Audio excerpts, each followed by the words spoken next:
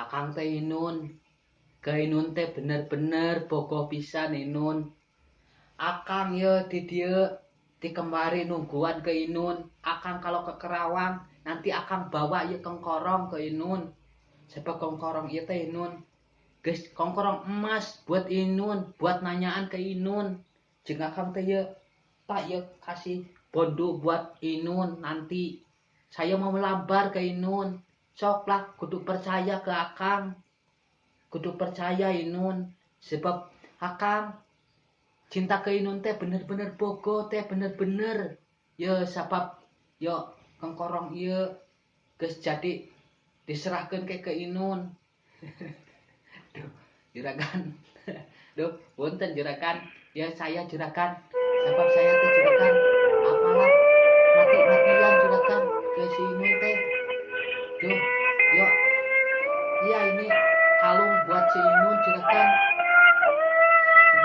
Duh, juragan, entong gitu juragan. Saya teh ini nanti kalau ke Kerawang mau kasih ini bondo sama Inun juragan. Aduh, juragan si kumaha. Tolong juragan dukung saya juragan. Ini saya buat nanyaan ke si Inun biar si Inun teh sayang sama saya, percaya sama saya juragan. Duh, juragan mah nyuruh saya berangkat ya, aduh. Kumaha si juragan teh? Maneh mah gitu. Awas ulah ngaganggu cicing, awas ka itu. Ngaganggu ka juragan di jeung kikituan eta mulai kongkorong nanahaon